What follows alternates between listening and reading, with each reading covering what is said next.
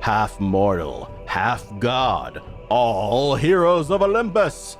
You're listening to Ranking Rick Riordan, a podcast where we rank every book in the Percy Jackson mythological universe, also known as the Riordanverse. I'm Dan. I'm Olga. And I'm Clara, and today we're discussing the Heroes of Olympus, Book 1, The Lost Hero. All right, so we're going to kick this off with a little bit of housekeeping.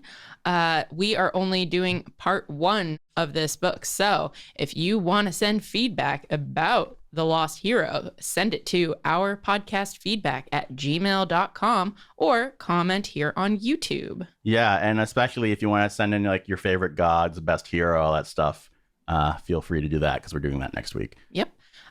Also, we recently put out our review, our thoughts on the Sea of Monsters movie. It was originally going to be a reactions video, but we decided not to do that. So why don't you watch that video and find out why? And there should probably be some other Percy Jackson video content on our YouTube channel, youtube.com/DoingOK. DoingOK by the time this comes out. Additionally, please rate or review us on your podcast service of choice.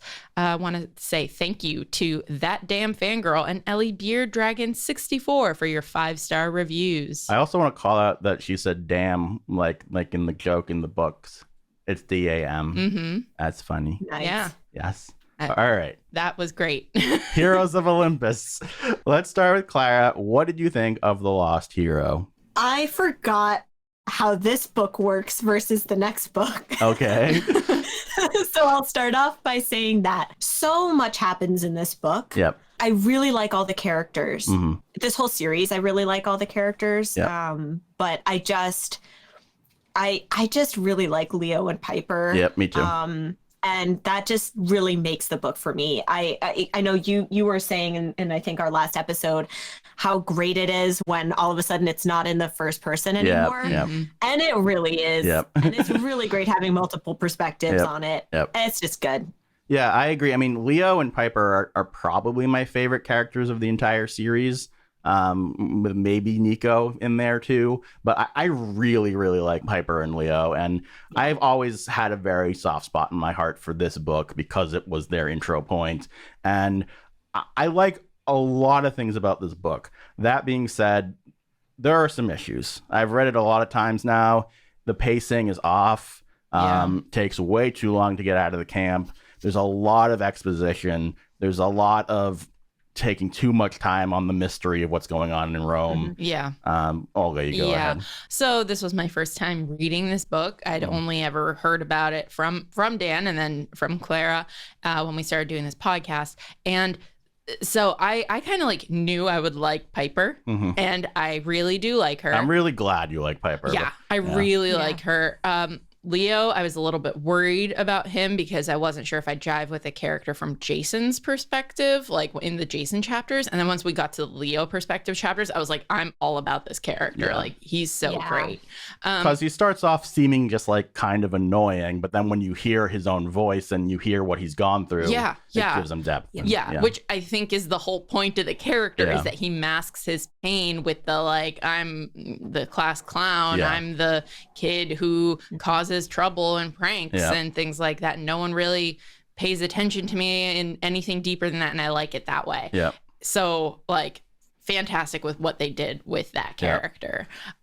Jason, he was good. He was fine. I'm more interested in what happens. He's there. Yeah, like, he was. Amnesiac characters are what they are. So... Amnesia, the trope of the main character has amnesia is my least favorite trope in existence. Yeah. Like, I really don't like that. That being said, I think they did a better job with it than most shows and things do, partially because of the fact that they were switching perspectives. Yes, exactly. But let's get back to the pacing thing. After I finished, I was like, I love these characters. I'm excited to read more of them. Yeah. I'm going to complain to you, Dan, off mic about what problems I had with this book so that I'm not coming off as like not enjoying it on the podcast. Yeah. It needed to be edited down. That's what my thought really comes down to. Things just took too long There is no reason for it to be as long as it was. Yes, there were like fun new character, or like the mythology was expanded upon of Greeks, of Roman times. And I got that feeling that he was like, I didn't hit all these other things, so I'm gonna introduce them all here, and I'm going to spend 5 pages too many on each of them than they needed to. Yeah, I mean, I think the other thing is just structurally is that the beginning takes so long, and then the end is never ending. And I like most of the things that happen in the third act, but you have like 3 different climaxes, and that, I mean, I don't dislike any of them, but you just had to restructure this somehow. And I also, to me, the other big issue with this book is that I feel like the plans of the villains are very erratic. Yeah. And just like, hey, now we're trying to get Piper to betray you, but now, oh, Leo, now you betray them, and we want them to come here, but also we're going to try to stop them from coming to the place we want them to come to. And it just feels like the villains are kind of just like trying stuff out. Whereas I feel like in the previous books, like, Kronos was intelligent and like knew what he was doing. Yeah. So. It's like, oh, Piper, if you betray your friends, then you get to live. But also, Gia has plans for Leo and would like him to betray his friends too. And it's like, wait, so what order of operations are we going with here? Like, who needs to betray who at what point? Yeah. Like, who's okay to be killed? And the answer is, it's only okay to kill Jason. Yeah. Well, and the thing is, that doesn't even necessarily make sense because the prophecy says the dove and the hammer break the cake. So if anything, killed Piper too. I don't know. Yeah. Yep. Who knows? I suppose they don't necessarily know that prophecy. In theory, they do, but who knows? Don't they? And don't they even, doesn't someone say it aloud? Or maybe they're just thinking it. Maybe it's Leo thinking it. But I feel like someone's like, Piper, remember the prophecy. Anywho, I mean, I like a lot of the set pieces here. I like Aeolus. I like Medea, though I think it goes on too long. A lot of this Boreas. stuff. Yeah. I love Quebec. Yeah. I love that whole sequence. Yeah. Yeah. That being said, should we... Let's get into the actual recap here. We did a lot of complaining just now, but and we'll see where we rank it in the next I'm fascinated podcast. To see where we rank it. Me too. But I overall walked away from this book feeling positive and excited to read the Heroes of Olympus series. I mean, I freaking love Piper and Leo. I just got to say that again. and their arcs are really good. I really like their backstory and their arcs and their problems, and they're good, and I love them. I was just going to put a pin on that section, but yes, thank you, Dan, for once again affirming that. Okay, all right. So Jason, he wakes up on a school bus headed towards the Grand Canyon for a field trip. He has amnesia. No idea who he is, why he's there, or who the people around him are. He is sitting next to Piper McLean, a girl who says she's his girlfriend and is a sort of klepto, and Leo Valdez, his best friend and an orphaned runaway. I love Leo and Piper. Okay, thank you, Dan. But I one thing I need to, I think it's important for us to mention when it comes to Leo as we're introducing him, making the Latino character a mechanic, not awesome, but being a mechanic is an awesome trait for a character. So I don't know. Yeah. I mean, it makes sense with Hephaestus. It's cool that he's Latino. You know, like, so it's a, I think they do something interesting with his mom's backstory in that his mom had these skills too, and she like tried to break into STEM, and she was smart and she was capable, and it was because of her race and her gender that she was like held back, and that she was only treated as like, you can only be this, and she was like, I will do this to support my son, and in the meantime, in my extra life, I will work on this thing and try and pull us out of our circumstances. I won't let it hold us back. So even there, I feel like they're commenting on that trope of like, you can't be anything greater than what we say you are. And he does become greater than that. Yeah. Like, he does have these genius plans and thoughts and skills. Yeah. Because he's more than just, he's an inventor too and stuff like that. Yeah. I mean, I just think he's such a good character that it overcomes any sort of stereotypes, but the stereotype is still there. You know what it is? If this were a movie being directed by whoever, and they're going to have to be careful with this in the TV show. This is where like that interiority is really important for Leo. It's going to be so hard to make Leo as sympathetic in the TV show. This is going to be really hard to pull off. I think Like, and I'm thinking about this because we were just talking about the movies, but that's all. I mean, the actor has to be really good. Yeah. That's what it really comes down to. Because I'm sure, I mean, you can give a lot of depth to him by giving the flashbacks of him growing up and of what happens to his mom. And that will get you on their side as long as the actor is able to pull it off. Yeah. I'm sure that kind of child actor will exist by the time this comes out many moons from now. Many, if ever. Yes. Yeah. So when they reach the Grand Canyon Skywalk, Jason approaches the field trip chaperone, Coach Gleason Hedge. Hedge reveals he's never seen Jason before, so Jason must be the special package the camp told him to retrieve, along with the 2 other half-bloods. Jason has no idea what he's talking about. Let's pause there. So thoughts about Hedge. I personally really quite like him, but I don't know how Olga feels. I don't know, Cupcake. I got there by the end. Yeah. It really took me the full book to get on board with Coach Hedge, but I got there. I was a bigger fan of Coach Hedge in Lost Heroes than I was of Grover in Lightning Thief. That's very fair. I think the comedy, like, it worked better here. Yeah. I don't know. Well, yeah. I think that they did a good job of balancing him out. The fact that he ended up by being like, I'm not a fighter, but I could be. Like, don't you tell me otherwise. It's the little man. Yeah. It's the like short man complex. Yeah. And I think his obsession with fighting is generally pretty fun, and the fact that he has Melly and that he ends up helping Piper's dad, like, he's a good dude. Yeah. And so could I use a few less eating napkins and things like that? Sure, because they've done that joke to death with Grover. But, well, another factor that I did appreciate is that, like, Jason he's not in a position where he's actually trying to force them to listen to him. Yeah. Like, he doesn't just like do stuff and be like, the fact that you're not listening to me is like making you in trouble. It's like, Jason's put upon, like, like, just, dude, shut up. Like, Jason doesn't really take it. He's just like, dude, not right now, dude. Not like, leave me alone. Like, it works better in that sense because he's not actually trying. Hedge isn't trying to be the leader. He is letting Jason lead.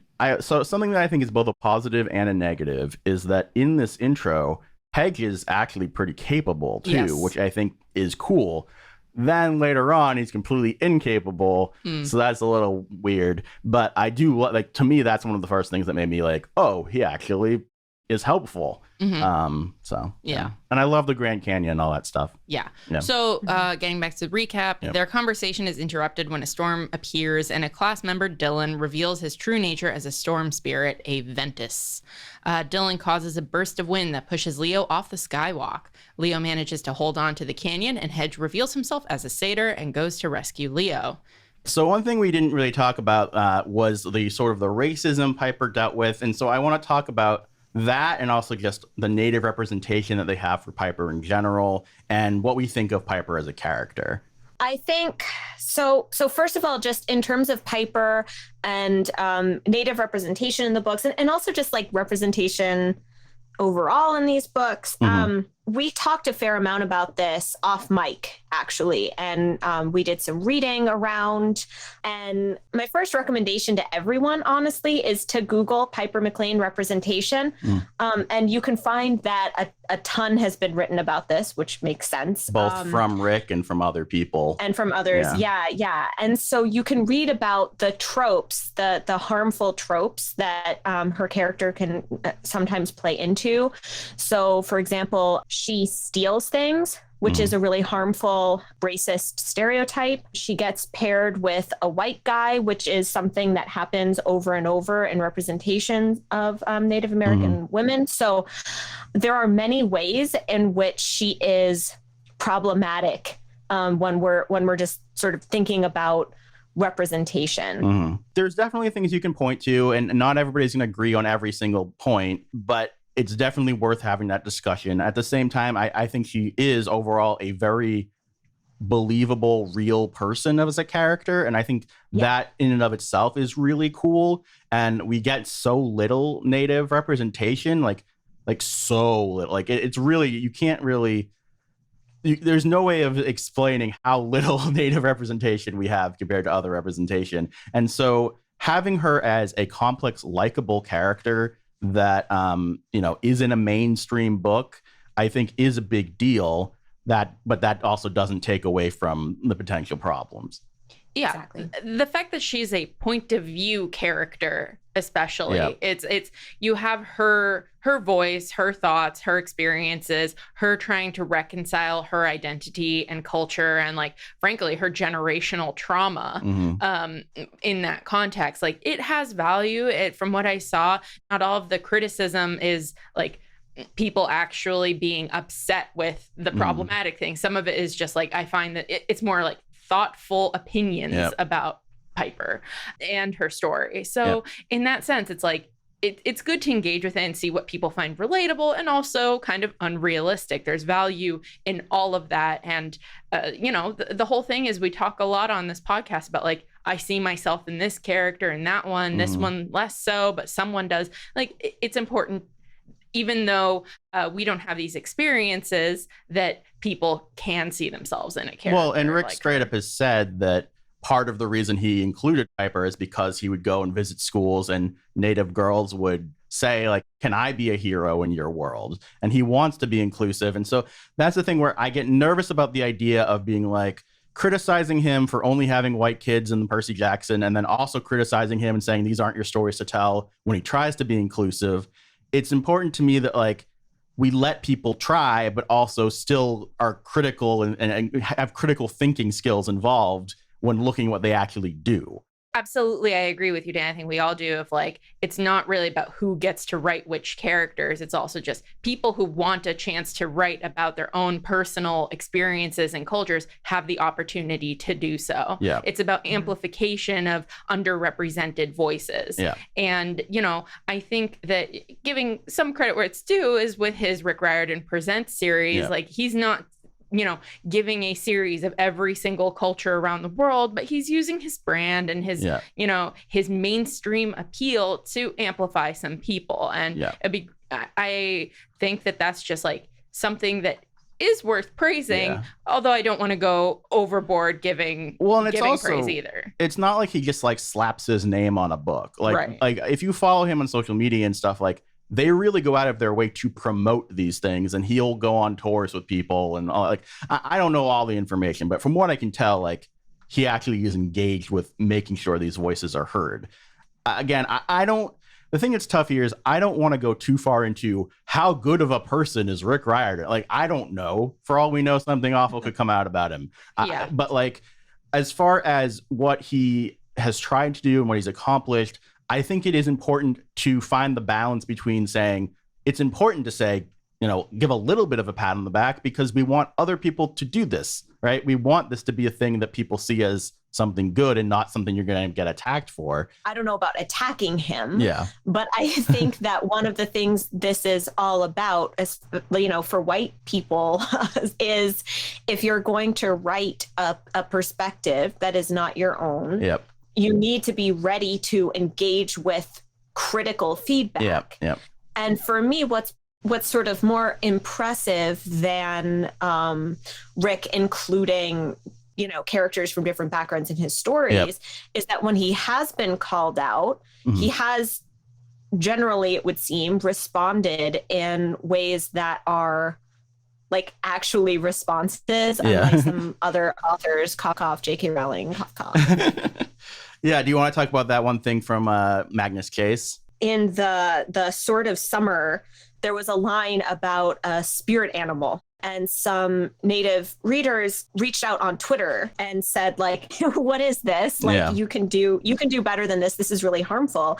And he basically, it looked like it was the same day, responded and was like, I just talked to my editors. We've changed it. Like, it's gone. I am very sorry for the harm that I may have caused. And like, thank you. I think that's right. Like that's his responsibility as an author with a huge. And that's what you want to see. That you want to see people be able to admit their mistakes and grow from them. And that's not to say he won't make mistakes again in the future, but it's to show that he's trying not to, and that people are trying their best. It's this thing, to me, a lot of our pop culture things are like good faith criticism and bad faith criticism. And I think here on this podcast, we really are trying to do this in the lens of good faith, like trying to be thoughtful, give credit where it's due, but not say like, oh, this is like fine and whatever. Yeah. Yeah. I also want to give him credit for something that a lot of people seem to do is be like, oh, I'm going to include diversity, which means I'm just going to include characters of different races, but not actually engage in their culture in any way. So even though, I don't think he did it perfectly, not just for Piper, for a lot of the characters, I do give him credit for trying to include actually different voices as opposed to just tokenism. I think that's something about his strength as an author just generally. I think his characters are very three-dimensional. Yeah. And I think he doesn't write in a character for no reason. Yeah. And actually, I think that transitions pretty well into Piper's dad, too, because Piper's dad could be a kind of throwaway character or just like another Annabeth's dad who just isn't around that much or whatever, right? But I think they really, like, even more so than Piper, they really inject his heritage into his character and not necessarily in the most positive way. So I can see where some people might take issues with it. But he's a very flawed character who feels a lot of embarrassment and shame and like internalized racism based on the things that he dealt with growing up. And because of that, he is sort of torn up and he's a very depressed character. Yes. And this is the beginning of his story. This isn't the only book he's in. But so I think more than anything, Rick uses Tristan McLean as like a stand-in for criticism about the representation of Native Indigenous people in Hollywood. Yeah. Because he's using him to call out, the types of roles that would be Native that he goes out for and rejects. They're not to his standards. They're not authentic to his story. And yes, he's putting words in the mouth of the Native experience, but that's just kind of, it comes with the territory of trying to say something. Well, I think he really, but with both Piper's dad and with Piper, he really creates this feeling of being stuck between two worlds, which, I mean, obviously kind of is very thematically relevant to these books. But like the idea of being, your identity being sort of struggling with where you are as an actor in Hollywood and stuff like that, and trying to reconcile your heritage, and the fact that they like go back to Grandpa Tom's cabin and are like, oh, we're going to give it away, but also no, because this actually does mean a lot to me, even if I don't want to like admit it. And also having Grandpa Tom as another side of all that, I think is great too. Yeah. And I think there are like, we could talk for a long time. I don't know how worthwhile it would be about, what does it mean that this character feels torn between two worlds, right? That a lot of the features that are described as like her really beautiful features are like non-native ones. The fact that her eyes are like bluish sometimes, right? Like we can talk about that. We could talk about the fact that she gets sent to a boarding school, which has like really rough, terrible history of Native American kids being sent to these terrible schools, which like divorce them from their culture and heritage. That being said, like this is a story. Yeah, that's exactly what I was about to say.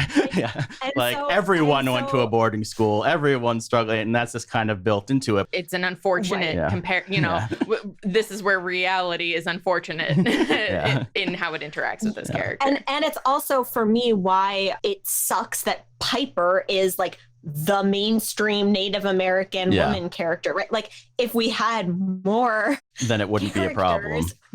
You could have different stories, and you wouldn't have to say like, should she have this particular experience versus that experience, right? Like it wouldn't be like the weight of the world on her shoulders.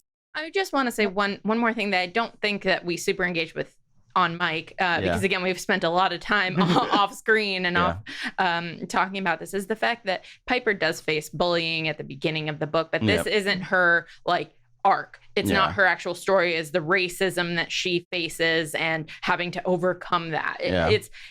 He's acknowledging the anti-native experience that happens and that is obviously awful, but it's not what's defining Piper as a character. She has her own journey of coming to terms with herself, her identity, and it's a really interesting journey for her, and her learning to embrace herself and the different like aspects of her identity. All right. That being said, I think it's time to get back to the recap. I'm going to go back to the recap and we're going to go back to Jason.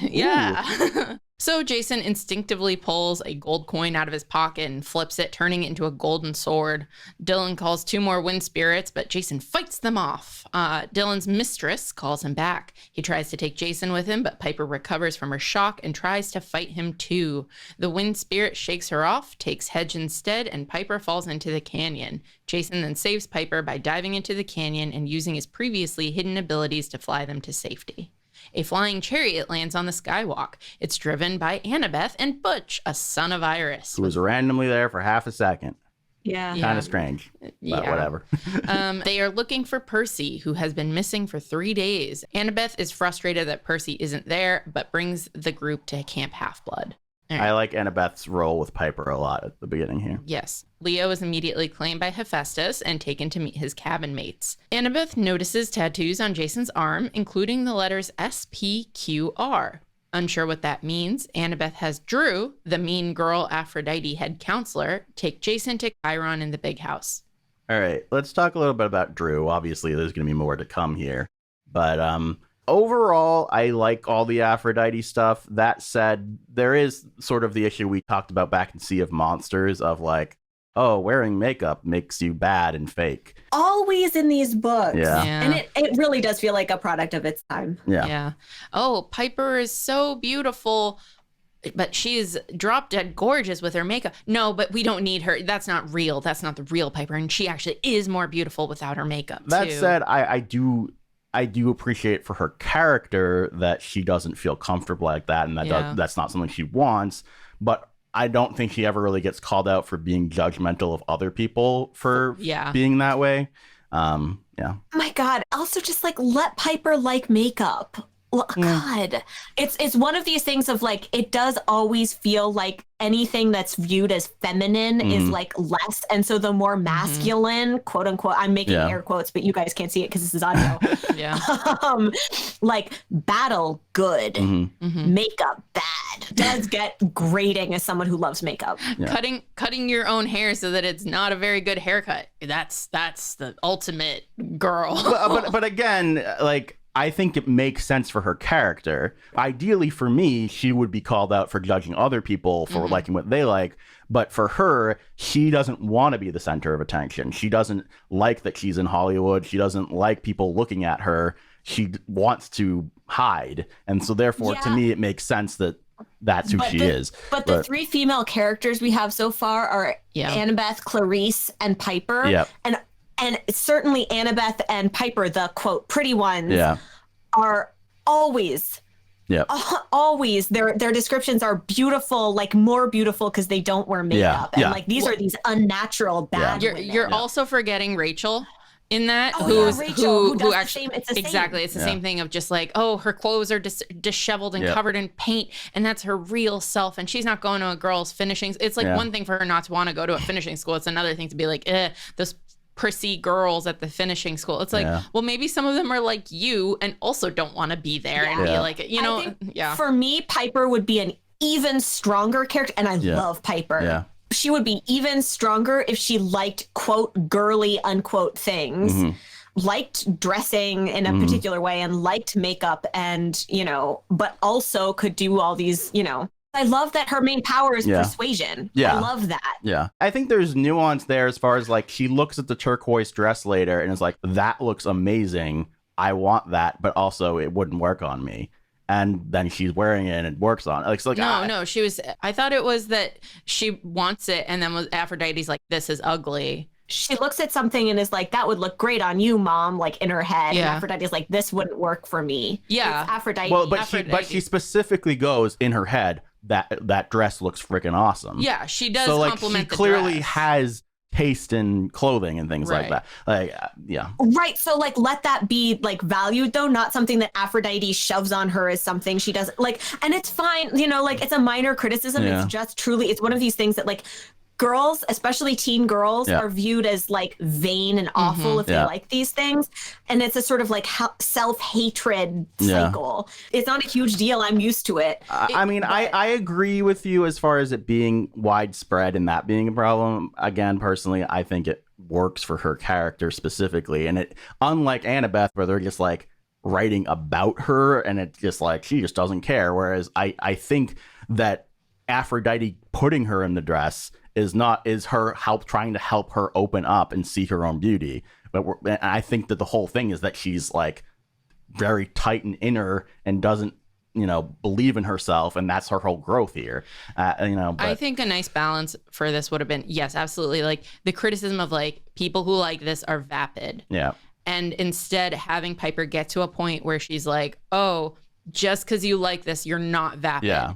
So if she got to the point of like, even the Aphrodite campers, like when she's back at camp, if she was like, hey, I forget the two that she's especially close with. Lacey and somebody. Yeah. If she was just like, hey, can you show me how to do like an eyeshadow thing or like put on eye, like if she just kind of not necessarily like made it halfway to them, but like got to the point where she's just like, I don't have to reject that everything that I thought Aphrodite stood for, because now I've met her and she's saying everyone has a perfect fit. This is mine and that is yours. Yeah. And that Piper would be like, okay, so I can still look for that fit for myself. I think that would have been great. Also, just like, here's my my terrible trauma.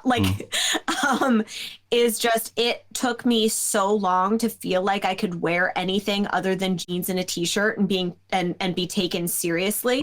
Like the fact that I took as long as I did to wear the clothes that I felt comfortable in and wanted to wear, because I thought that people would not take me seriously if I did.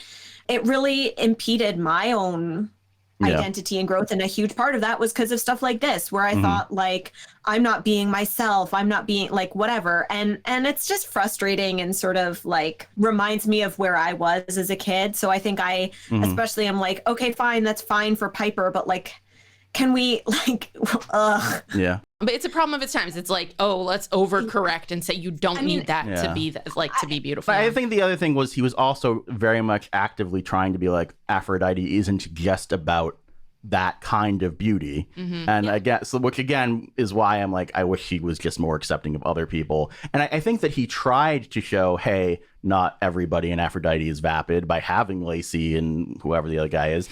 But also Selena does like makeup, and Selena was a complex, interesting character. But overall, there's certainly an issue here. Yeah, I'm not denying that. It's fine. And All right, so let's get back to the recap. So as Piper, no, these are great conversations, but we're freaking still at camp. Like we just got to camp, guys. Yes. All right, so as Piper tours the camp, she claims the dagger Catoptris as her weapon. It belonged to Helen of Troy, and it's a looking glass. Annabeth takes Piper aside and delivers the unfortunate news that all of Piper's memories of Jason are a trick of the mist. She and Leo never met him before today. See, this is way more interesting to me than someone having amnesia. It's like, oh, my memories are fake. Well, that's why it's a nice balance where it not being just from Jason's perspective. So Piper is drawn to Hera's cabin. There, they find Rachel Elizabeth Dare, the Oracle. A goddess then suddenly appears to Piper by possessing Rachel. The goddess warns Piper of the fiery giant that Piper has seen in her nightmares the last few days and commands Piper to free her. Piper then loses consciousness. All right, now switching to Leo's POV. On his way to the cabin, Leo sees a glimpse of his former babysitter, Tia Kaida, but she immediately vanishes. The Hephaestus cabin appears to be cursed since Beckendorf's death. None of their machines are working, and the kids keep getting injured. They are trying to capture and shut down a bronze dragon automaton that Beckendorf once tamed, but has now gone haywire. And which we read about in the Demigod files, where Beckendorf found the bronze dragon and tamed him. Yes. Leo learns that his secret ability to manipulate fire is a rare and dangerous trait among the Hephaestus children. He feels guilty because he thinks he's responsible for his mother's death and its relation to his fire powers. Yeah. So, I mean, I love all these flashbacks with Tia Kaida and with burning down the warehouse or whatever. And also like him doing Morse code with his mom and the creepiness of the sleeping woman appearing to him and him drawing the thing as a child. All that stuff is really great. Yep. I just want to say, I feel bad for saying so many negative things about Piper because I love her so much. Yeah. No, you bring up good questions. But what do you love about her? I think she's a person. Yeah. She seems like a person. And I think it's unfortunate that we're still in a place in human history that I'm also evaluating her in terms of specific aspects of her identity and how they're being characterized. Yeah. And as a person, I really like her. Well, and especially like it makes sense for someone of that age to be like judging other people for being quote unquote vapid or whatever too. Like, if even I did that. Yeah, same. Yeah, she's imperfect, and I think that's part of what makes her awesome. Yeah. I just wanted to say that I was curious about what caída might mean when I was reading. And apparently in Latin, caída or calidus is defined as crafty, sly, cunning, wise, expert, skillful, clever, experienced, and ingenious. And I just think that that's really, really nifty for a name for Hera / Juno in this. Look at that. Yeah. That's so good. Cool. So meanwhile, Jason is brought to Chiron, who's shocked that Jason is at camp. Time freezes and Jason has a vision of a goddess asking him for help. At that moment, Rachel and Annabeth enter the room carrying Piper. As Chiron heals her, they also talk about the fact that Zeus has recalled all the gods to Olympus and closed off communication to the mortal world with the exception of claiming children. Because Zeus is dumb. Yeah. But also, he only talked in his ear, I guess. Yeah. But he keeps doing that throughout the rest of the books. What a stupid Zeus. Zeus is just stupid. Like, honestly, I don't understand why he's in charge. I really don't know why he's in charge. Man. I mean, why that particular man? They conclude that the goddess who has appeared to Jason and Piper is Hera. / Juno. I love Juno. Da, da, da, da, da. She continues to be an important character. Juno's one of my favorite. I would say like Juno is probably my favorite goddess. Yeah. Because of how different she is in Rome, and we'll get into that more. But I like your song. It's the I Love Juno song. Yeah. I mean, this is another example of a cool, complex, imperfect character that they still make her like kind of hateable, but she's doing this big gamble that's actually intelligent and that actually, you know, she's doing a gamble for her family, which, you know, she cares about family. And she's, you know, she's warring, and I like her bickering with them later on. And, and I don't know, she's just cool. It's interesting. It's something, you know, I haven't seen anything like this in fiction before. Yeah. Honestly. Oh, and I like that, like, she's such a crazy person as Tia Caida. Yeah. And I like that she, like, talks about how she kind of resents not having demigod children. Yeah. And, Yeah. The picture of her that has been painted is, like, hating of children, you know, hating the demigods. Yeah. Like, she resents she's that, jealous. Too. Yeah. Yeah. All right, so later, Annabeth takes Jason to the Hypnos cabin in the hopes that they can unlock his memories. Instead, he learns from Clovis, the head counselor of Hypnos, that his memories were actually stolen by Hera. I like Hypnos and Clovis quite a bit. Yeah, it's like a fun aside. Yep. Annabeth and Jason learn the gods have Greek and Roman aspects. They are still the same gods, but with slightly different personalities, the Roman ones being more warlike. Also, we don't talk about it, but Jason keeps saying things in Latin and understands Latin and like something blah, crazy blah, blah. He he knows Latin for some reason. Yep. All right. So Piper dreams of the last day she spent with her father. The dream changes to a view of a mountain and the giant. He tells her to do as he says and go on the quest, though she does not know what he is talking about. She sees her father bound on a stake before she wakes up. At the campfire, Jason proves himself to be a son of Zeus, whom he calls Jupiter, by calling a bolt of lightning down from the sky. He accepts a quest to save and release Hera from her bonds. Can I pause there? I think it's really lame that the sons and daughters of Zeus like can't just like shoot lightning out of their hand. Because Percy can get water from the air. Why can't you just gather the ions in the air? And I just feel like it's like the fact that it seems like he has to like ask his dad every time, like, hey, can you send me some lightning down here? Like, come on, just shoot some lightning. Yeah, if Leo can have fire. Rachel issues a new prophecy that demands the need for a child of Hephaestus and a child of Aphrodite to accompany Jason. Leo volunteers and Jason tasks him with finding air transportation as Rachel's prophecy warns them to beware the earth. Gee, I wonder why. Yeah. Good one. Drew volunteers to go on the quest as well, but Piper intervenes. Their argument is cut short when Piper suddenly gets a makeover and is surrounded by a pink aura. Makey makeover. She has been claimed by Aphrodite and must go on the quest. Piper is given a bunk at the Aphrodite cabin and sees how Drew treats those under her.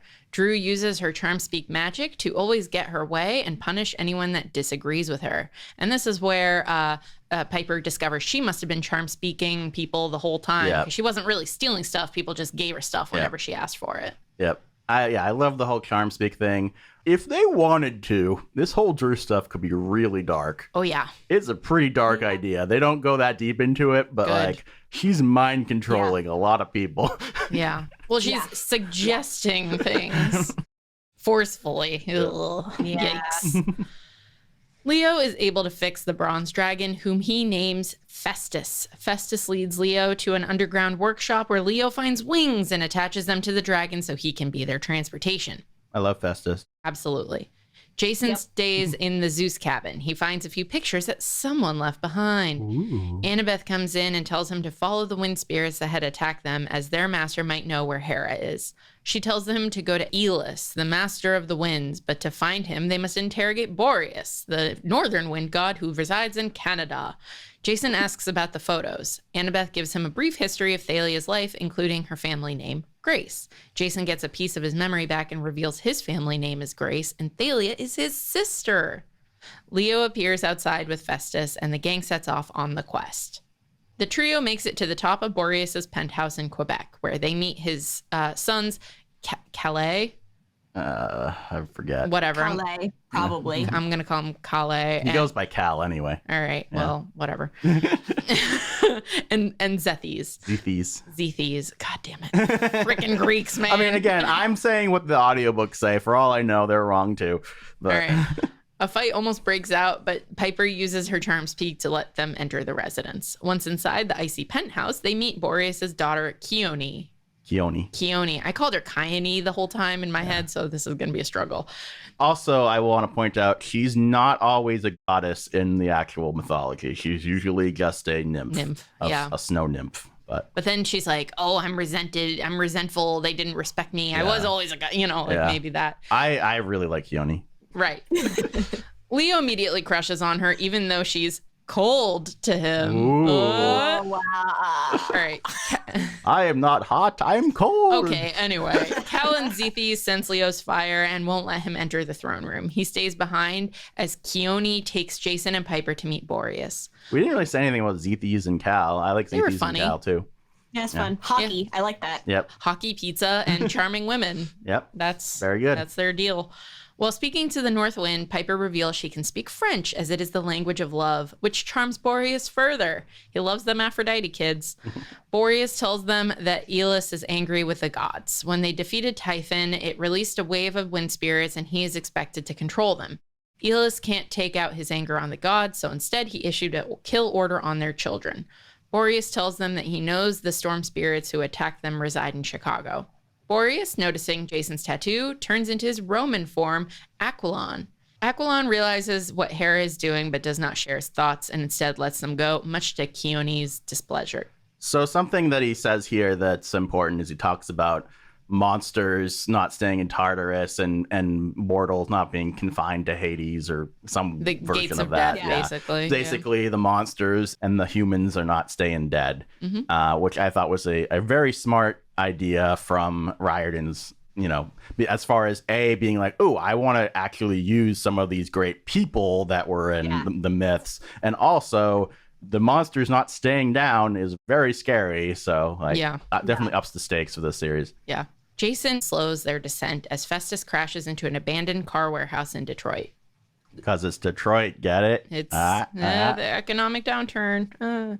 Leo goes to repair Festus and discovers that his control disc had iced over despite the dragon's heat. Suspicious. An earthen woman appears to Leo, the same woman who had appeared to him in his mother's workshop and the real reason that his mother died. The woman tries to convince Leo to leave his friends, but Leo refuses to and instead smashes the woman with a nearby porta potty. Cool. Leo hears a commotion inside the warehouse and sees 3 Cyclops have captured Jason and Piper. Leo builds a remote control and attaches it to some robotic cranes, which he uses to destroy 2 of the Cyclops. He baits the third Cyclops, Ma Gasket, under an engine held by a rusted metal chain. He shoots out a concentrated burst of fire from his fingertips, which causes the chain to snap and release the weight, flattening the Cyclops. As they celebrate their victory, Ma Gasket and her two sons begin to reform, so the trio flees the warehouse on Festus. All right. So this is the first. It's kind of crazy. Not only does it take a long time to get out of the camp, this is the first action sequence since the opening. That said, love all the action from Leo. Yeah. The way they handle him, very inventive. And I like the comedy here with Ma Gasket. Yeah. You know? Everything from him feeling like a third wheel to him and his past and interaction with the Earth Lady to his handling of the Cyclops. Like, all of this is so freaking good. Yeah. Yeah.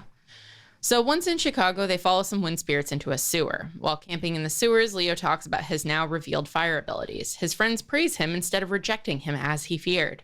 They explore the sewer and find an underground shopping mall owned by a beautiful older woman who introduces herself as the Princess of Colchis. I wonder who she is. We won't know for at least 5 pages. Too many pages. The princess invites them to shop for a while, and though Piper is immediately suspicious of her, Jason and Leo follow the princess's orders without hesitation. Piper spots a frozen Coach Hedge in a cage, still in a fighting stance. Meanwhile, the woman is impressed that Piper has not succumbed to her enchantment and reveals that she is using charm speak on the boys. The princess orders Jason and Leo to fight each other. They almost do so, using their previously pent-up resentments as motivation. Piper figures out that the princess is the sorceress Medea and begins to recount her story, which just angers her more. Medea says that her story has been twisted over time and lashes out at Piper, revealing to the boys that Piper's father is captured by Enceladus. Piper snaps the boys out of their trance and chases Medea. Medea sets free 2 sun dragons, gifts from her grandfather Helios, which are easily defeated by Festus. Piper throws a shield at Medea, which knocks over many potions, sending the building on fire. They escape the mall with the cages of Coach Hedge and the Ventite and fly towards Elis's fortress, following a vapor trail only Jason can see. Thank you, Olga. That's a lot of reading. And that was only half of the book. Let's talk about Medea. So I really like the sequence once they say the name Medea. Yeah. It takes a long time to get there, and this sequence probably should have been cut in half. I kind of wish that they explored her, like, the twisting of her narrative and myth and like her background more. I agree with that. I think it's interesting because this is another thing that he's taking now, and he wasn't doing this in the Percy Jackson books as much, where it's a sort of like these myths often sort of portray women in this bad way. Yep. You know, and maybe there's more to that. Yeah, but he also ultimately is just making her a villain. But yeah. But I mean, she is a villain. Not good. She's still vengeful and controlling of people. Like, that's I really like the whole plot point of Piper knowing a lot about Greco-Roman mythology, because it was one of the things that she and her dad did together. I just really love that for her. And I also like seeing the person who's like, I'm the smart one who knows stuff, using that knowledge. I think we got sort of cheated with Annabeth in the Percy Jackson books. Well, especially because also in Percy Jackson, she'd always be like, why are you so stupid and don't know this thing? As opposed to Piper, who's like, yeah, I know you don't know this, so I'm going to tell you. I guess that's Annabeth with her fatal flaw. All right, so that's where we're going to end out part 1, because there's a lot left to go. So much left. And it wasn't fun reading it. It was just like long reading. I hope we didn't come off too negative on this one. I really like this book. Yeah, me too. Yeah. Like I said at the beginning, I did mix up this book and the second book and combined them in my head and left out a lot of details. So the one I'm really, really excited for is the next one. Really? Interesting. Because I love Rome. And that, I'll just say. I love that. I love the world building that happens in the next book. It's so exciting and new. I'm fascinated to hear more from your perspective and to see what Olga thinks. I struggled with Son of Neptune the first time. That's all I'll say. I can imagine struggling with it as I read it again. It's a lot shorter, which is great. To me, after having Piper and Leo, it was hard to not have Piper and Leo is kind of what I'd say. Anyway, leaving it out there, thank you guys so much for listening. And what do I say at the end here? Oh, may the gods be ever in your favor.